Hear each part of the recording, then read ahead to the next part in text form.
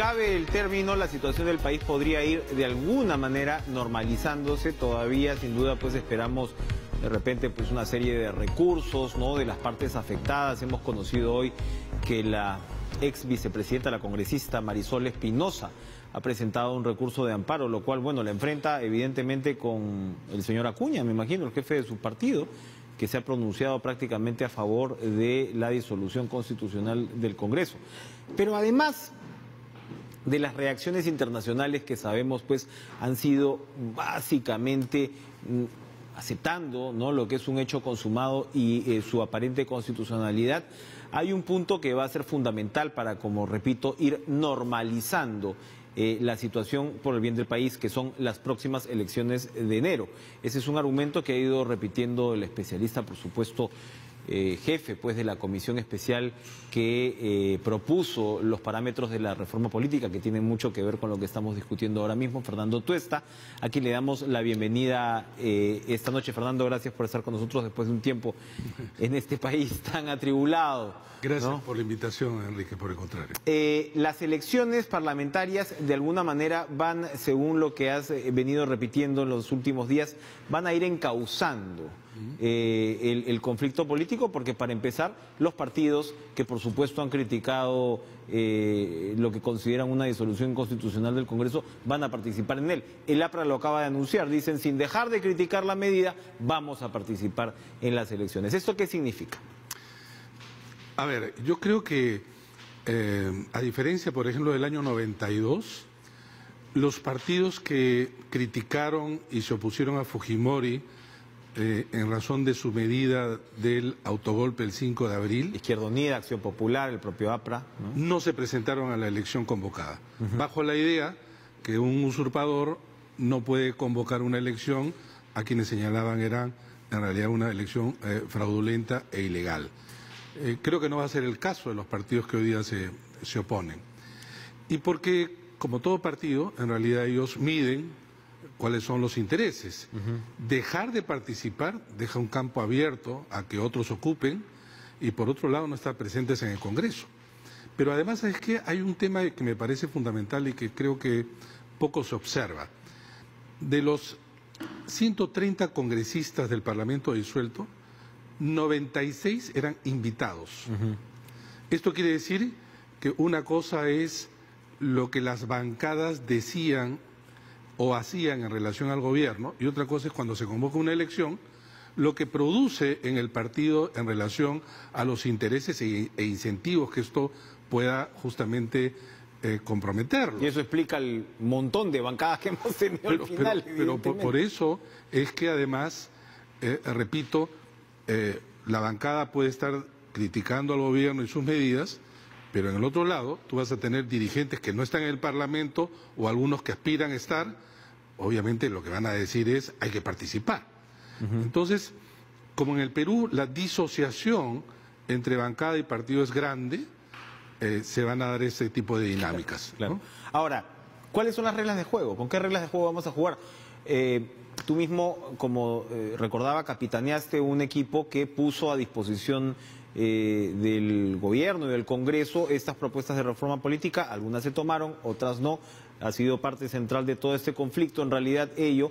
Pero ¿sobre qué territorio vamos a elegir al nuevo Congreso en enero? En resumen. Ese es un problema, porque efectivamente las cuatro leyes promulgadas tenían como propósito dentro del paquete general de llevarnos a hacer lo posible para una mejor representación. Pero que resulta que como esta es una elección imprevista, esta es una elección excepcional. No han habido elecciones parlamentarias en el Perú, solo parlamentarias, décadas atrás. Incluso no te podría señalar incluso ahora una fecha. Bueno, el Congreso Constituyente fue sí, pero es que era sobre todo para hacer la Constitución, ¿no? Exacto. Pero o sea, para completar un mandato esto es prácticamente... No existe. Para completar un mandato no existe en la historia republicana. Pero acá viene el tema. Efectivamente, tu pregunta es ¿qué reglas? Y las reglas pueden ser vistas ahí donde estarían implementadas estas cuatro leyes ya promulgadas, o se suspenden bajo el argumento del artículo 4 de la Ley Orgánica de Elecciones, que señala que un año antes de una elección no pueden modificarse las reglas de juego a través justamente de leyes. Sin embargo, acá hay toda una discusión, porque en realidad primero se promulgaron las leyes y después se convoca elecciones. Claro. Y entonces esto puede ser llevado a dos tipos de interpretaciones. ¿Quién lo va a resolver? De alguna manera, mañana el Consejo de Ministros va, entiendo, a emitir un decreto de urgencia, digamos, del paquete electoral necesario e imprescindible, porque los organismos electorales están en este momento esperando el decreto de urgencia para, entre otras cosas, ya entregar el cronograma definitivo y como consecuencia también, en parte por ello, del presupuesto. Ahora, ya nos estamos consumiendo días de esos 4 meses tan apretados. Ahora, este decreto de urgencia no incluye como tal las reglas de juego. Debe pronunciarse en razón a ello. ¿Y el Jurado Nacional de Elecciones qué cosa es lo que aplica y cómo no va a aplicar aquello que lo que está en el decreto de urgencia? Ahora, claramente se va a aplicar, todo indica, el tema de la inscripción de los partidos, es decir, de la participación. Tenemos 24 partidos legalmente inscritos, aptos, ¿no?, para participar, y se suponía, según la reforma, que tú tienes que participar en todas las elecciones. Y si no participas en una, bueno, pierdes tu inscripción, y si no obtienes el 5%, también pierdes tu inscripción. Estos 24, si quieren mantener su inscripción, ¿están obligados a participar en las elecciones de enero? Sí se aplica las 4 leyes de reforma. Ya. Si es que se decide ir por el camino de aplicar solo el artículo 4 de la Ley Orgánica de Elecciones, vale decir, la ley anterior, entonces un partido sí puede dejar de participar en una elección. Ahora, pero sería una contradicción para el gobierno, ¿no? O sea, ya estamos con una reforma, como tú has dicho varias veces, parchada, y si, bueno, has llegado hasta este punto, por lo menos pues comencemos a ensayar sobre lo que está ya promulgado, digo yo, ¿o no? Claro, porque jugar con las reglas de juego anteriores... Claro, pero acá hay un tema también de tiempo, ¿no? Y de paso salimos de varios partidos.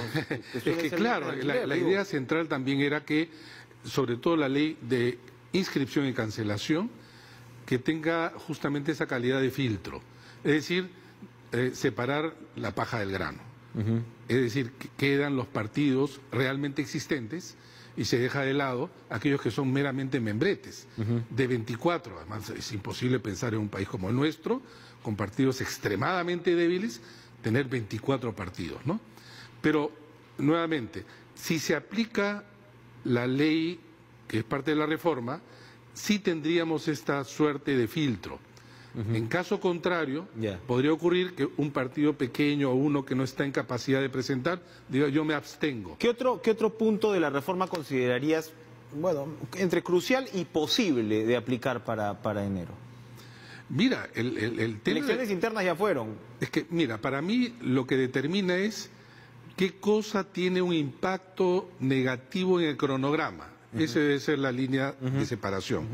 Si hay artículos de las leyes que colisiona con el cronograma, por ejemplo, democracia interna, obviamente no se puede aplicar. Pero cancelación de partidos, ¿por qué no? Eso es post. O, por ejemplo, aquellos artículos referidos a paridad y alternancia. ¿Podrían ir también? Podrían ir. O, por ejemplo, aquella que constituye la figura penal que se incorpora a la ley de organizaciones políticas debido a financiamiento ilegal. ¿Por qué no incorporarlo?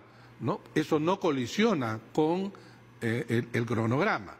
Ahora bien, hay otros temas, sin embargo, que se tiene que dilucidar pronto, porque la Comisión de Constitución cometió un error al eliminar el párrafo en donde se señalaba por quién votaban los peruanos residentes en el exterior. Esa es una alarma.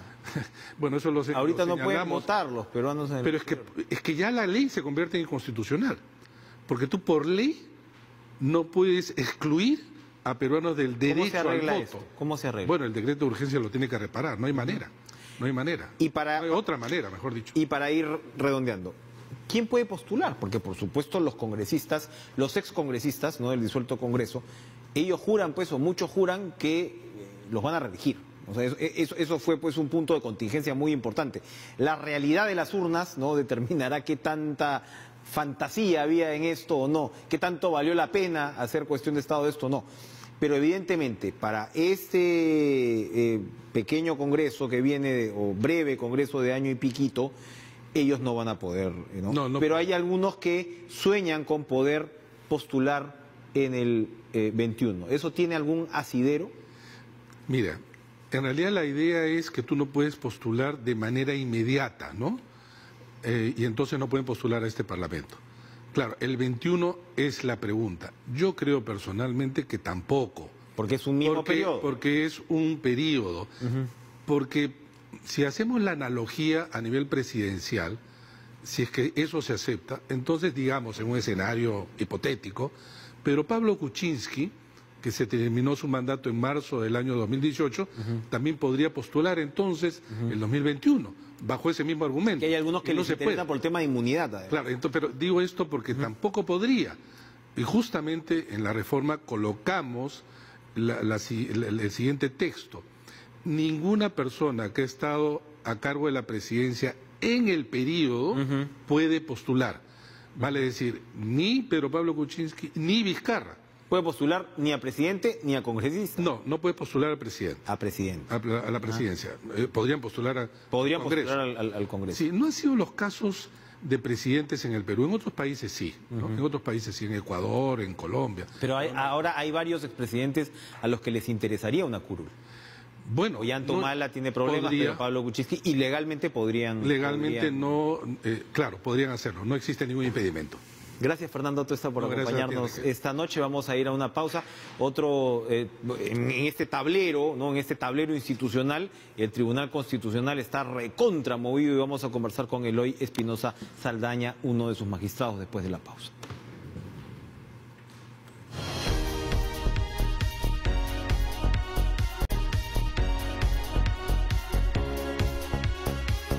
Nos estábamos preguntando por la situación de Marisol Espinosa, que, como les comenté, presentó un recurso de amparo que a mí me ha llamado la atención, porque se suponía que todo este tema del Congreso disuelto pasaba por el Tribunal Constitucional, pero no, la señora Espinosa se fue al recurso de amparo, y si tenemos en la pantalla, el diario La República nos confirma que, como intuía, había sido expulsada de APP por votar pues a favor de suspensión contra Vizcarra en este caso, ¿no? Ha sido definida por el propio presidente del partido, César Acuña. Esto ha sido antes, se supone, de la presentación de este recurso, así que nos imaginamos que Marisol Espinosa ya sabía que corría sola en la cancha. Volvemos al Tribunal Constitucional, le damos la bienvenida al magistrado Eloy Espinosa Saldaña esta noche, que presenta un libro muy pertinente, por título nomás les puedo decir, Los límites al juez constitucional. Porque uno se pregunta, doctor Espinosa Saldaña, si tiene límites el juez constitucional en momentos como este, donde parece ser una suerte de Senado, ¿no? ¿Cuáles son los límites? Bueno, muchas gracias por la invitación. Como siempre, un gusto estar aquí, Enrique. Bueno, sí, de hecho, un juez constitucional, y eso es lo que el libro que vamos a presentar el 23 a las 7 de la noche en la Universidad Católica, explica que tiene límites como propio de la autoridad, tiene límites de su labor jurisdiccional. O sea, a un juez hay cosas que no puede hacer, por ejemplo, actuar de oficio. O sea, en este momento todo el mundo dice, ¿por qué no se pronuncia sobre el competencial? Porque como lo pidió el despacho del secretario general de la OEA. Dijo, bueno, pero él lo que plantea allí es que actúe el Tribunal Constitucional de acuerdo a sus competencias, se cuida.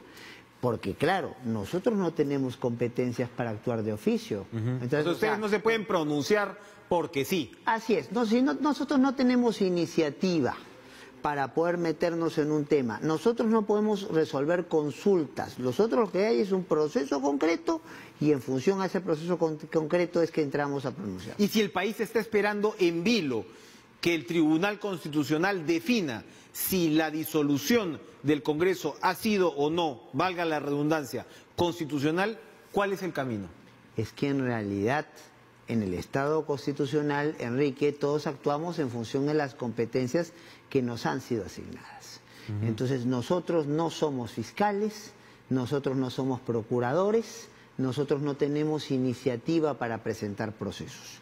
Sí responsabilidad de resolverlos cuando nos llegan a nuestro conocimiento. ¿Y esto llega vía qué? Se lo digo porque, claro, se esperaba, por ejemplo, que el presidente, el presidente actual de la Comisión Permanente, Pedro Lechea, expresidente del Congreso, señaló que se iba a presentar, y de hecho la Comisión Permanente aprobó la presentación de un recurso competencial ante el Tribunal Constitucional. Todavía eso no se ha presentado. No se ha presentado. Pero además el señor Walter Gutiérrez, defensor del pueblo, dijo que también estaba evaluando una medida con esas características. ¿Al señor Gutiérrez le correspondería presentar un recurso competencial ante el Tribunal Constitucional? Siempre se ha discutido si la Defensoría del Pueblo, en su lógica de protección de la legalidad, puede tener estas competencias, ¿no? Entonces, nunca se ha descartado, nunca se ha afirmado, habría que analizar si lo presenta en el caso concreto, cuál es el sustento por el cual asume esa representatividad. Hoy una de las caricaturas en los diarios, se me escapa el autor, tiene al señor jurista Ortiz de Ceballos con su carpita, esperando en la puerta del Tribunal Constitucional, porque entiendo yo, él ha ido más de una vez, 2 o 3 veces, ¿no? Ha enviado este requerimiento. El señor Olechea también ha enviado el requerimiento con la resolución de la designación del señor Ortiz de Ceballos, que en realidad, recordemos, fue lo que desencadena prácticamente la disolución del Congreso. Es el argumento que tiene el presidente Vizcarra para decir: se me ha denegado la cuestión de confianza al seguir con este proceso. Solamente se nombró a este señor, hay recursos de nulidad porque hay 2 votos que han sido cuestionados, pero el señor Olechea y el propio señor Ortiz de Ceballos reclaman que esto salga en el diario oficial, con lo cual quedaría pues sancionada esta designación. Pero esa resolución es doblemente interesante, porque además, corríjame si me equivoco, señala que a quien reemplazaría el señor Ortiz de Ceballos es al magistrado de menor colegiatura, que es, no dice el nombre, pero entiendo yo, es Eloy Espinosa Saldaña. ¿Cómo se resuelve esa situación? A ver, yo en realidad, independientemente de las personas, porque cargos son cargas y no son permanentes, y es un honor ser magistrado del tribunal, y si nos reemplazan, que nos reemplacen por los canales constitucionales y legales correspondientes. Acá, Enrique, el problema es muy serio. ¿Por qué? Porque en primer lugar, nadie puede ser nombrado si no hay un asunto que llamamos firme, sin reclamos pendientes. Y hay reclamos pendientes de resolución, y son reclamos 2 presentados por la señora Donaire, 1 por la señora Foronda, que tiene que resolverse en pleno. Y mientras no haya pleno, el reclamo no va. 2, en la resolución se introduce el párrafo que tú acabas de mencionar. Nunca en la historia del tribunal, todas las resoluciones de los magistrados, puedo mencionarlas absolutamente, dice: entra fulano por sutano. O sea, el Congreso decide quién entra, pero no quién sale. Así es, porque la competencia de quién sale, si hay dudas en esto, es del tribunal. Norma expresa, artículo 19, inciso 3 de la Ley Orgánica, artículo 4 del reglamento, y una práctica de más de 20 años en el tribunal así lo demuestran. Yo te invito a que veas tú y tu equipo, entonces revisen, no hay una sola resolución en toda la historia del tribunal donde se dice: entra Chávez por Pérez. ¿Y cómo ha resuelto usualmente el Tribunal Constitucional decidir quién sale? Eso ha sido, digamos, diverso. Diverso porque finalmente en algún caso hubo un magistrado que dijo: yo me quiero ir, y le dieron la forma para que él fuera el que se fuera, y en otro dijeron el de más colegiatura, o sea, más antiguo, con condición de voz. Lo que queda claro es que el Pleno es el que resuelve. Y para eso vota. Y para eso vota. Puede haber una cuestión de consenso, una unanimidad, o si no, mayorías ganan a minorías y decidirán en el Pleno. Pero no es competencia nada más que el Pleno, porque estamos, aparte de la norma, hablando de una cuestión muy clara, que es el autogobierno de una institución. Es como que mañana alguien dijera: ¿sabes qué cosa? Tú dejas de ser el director de Caretas y viene fulano. Entonces, que viene de la calle y no tiene que ver ni con el consejo directivo ni con los órganos de Caretas para poder decidir esto. O acá dijeran: ¿sabe qué, señor Coya? Se va. Entonces, RTP lo va a manejar otra institución. Entonces, no es así las cosas. O sea, cada instancia tiene la competencia de resolver sus problemas. o este tipo de dificultades, y sobre todo cuando hay norma expresa. Entonces, nadie tiene nada contra el señor Ortiz de Ceballos. Qué mejor que si resuelve estos problemas y estas dudas con las instancias correspondientes y llega al tribunal, quienes estemos allí, entonces lo recibiremos con los brazos abiertos y le demos la mayor facilidad. Eso quiere decir que Eloy Espinosa Saldaña no se va a ir del tribunal. Yo no lo sé. Se va a ir a alguien más. Yo acá hago un paréntesis para que los televidentes entiendan. No voy a esperar, como siempre le digo, hago el paréntesis y no espero comentarios suyos que se puedan interpretar de ninguna manera como adelanto de opinión. Es que pero yo no puedo hacer adelanto. Le regalo al televidente los subtítulos. Lo que ocurre pues es que hay una división de votos más o menos clara, no rígida, porque algunas veces votan de un lado y otras de otro, pero hay una división de votos muy establecida de 4 magistrados que están por un lado donde está el señor Espinosa Saldaña y otros 3 que están por otro lado, que de alguna manera el Congreso disuelto ha visto de repente las decisiones de estos 3 como más cercanas. Cierro el paréntesis para que se entienda. Antes de ir al corte, oiga, el señor Olechea es primo hermano pues del señor Ortiz de Ceballos. El señor Olechea dice que él no propuso al señor Ortiz de Ceballos, que lo propuso Acción Popular. Pero resulta que el señor Olechea ha sido, digamos, prácticamente vocero de un caso importantísimo como es el de los bonos de reforma agraria, que hay como 2.000 millones de soles en juego. Y el señor Olechea ha expresado su opinión a favor, por supuesto, de los bonistas.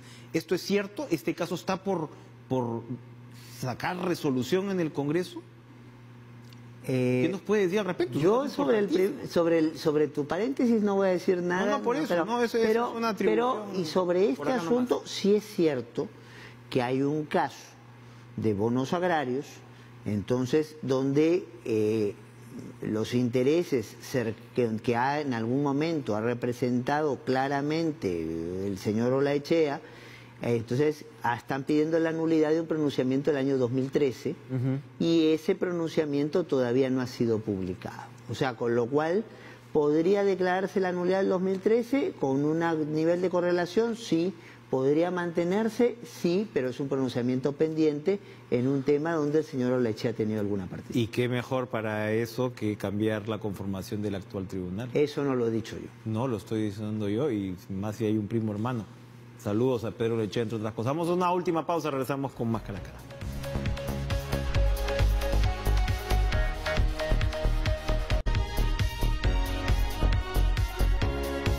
2 minutitos y medio que nos quedan con el magistrado Eloy Espinosa Saldaña. Bueno, hay un caso que es muy importante, que es el de Keiko Fujimori, ¿no? Que también ya ustedes han escuchado en la audiencia. ¿Esto cuándo se va a resolver? Se sabe que el señor Blume es el ponente. ¿Ya hay ponencia, no hay ponencia? ¿Ya bueno, todavía no nos ha sido entregada una ponencia y creo que ya se ha hecho de conocimiento público que el magistrado Blume tiene problemas de salud. Lo acaban de operar, entiendo, de las rodillas y... yo me he comunicado con él por correo y parece que tiene para algunos días, entonces en tratamiento, y bueno, mientras no haya ponencia no tenemos que discutir.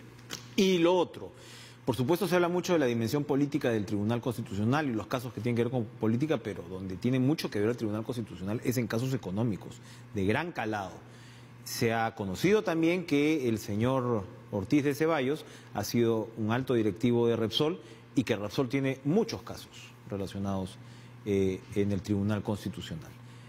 ¿Qué pasa cuando un magistrado ha tenido algún antecedente profesional, que podría ser legítimo, pero cuando finalmente llega a estar pues en uno de estos 7 asientos, él se tiene que inhibir? No tiene por qué inhibirse? ¿Cuál es? Acá brevísimo, el procedimiento? El tiempo está... No, sí. Si ya está en el cargo, sin duda se presenta un caso que tenga algún tipo de contacto personal o profesional, tiene que inhibirse. Y el Pleno en líneas generales le concede esa inhibición. Por ejemplo, entonces Miranda tiene un hijo que es juez y él ha sido juez en el Poder Judicial, obviamente llegan este tipo de casos, él pide su inhibición y se le da. Pero de allí la importancia de tener antes un sistema de elección donde se conozcan suficientemente los candidatos, para que haya con toda transparencia conocimiento de situaciones que pudieran después malinterpretarse como conflicto de intereses. Entonces, esto creo que es una enseñanza de cuán importante fue en nuestra elección. También con invitación, pero donde todo el mundo sabía con anticipación. Ustedes pasaron por todo el callejón oscuro en el buen sentido de la palabra. Yo tuve que resolver tachas, tuve que pasar entrevistas en todos los medios, y así se esclarecía, pues, quién era quién y se evitaba cualquier tipo de susceptibilidad. Eloy Espinosa Saldaña, muchas gracias por Gracias por la invitación. Como siempre, esta noche, los límites al juez constitucional. Qué título tan pertinente. Gracias a ustedes por acompañarnos. Sigan en la programación de TV Perú. Nos reencontramos mañana con más Caracas. Buenas noches.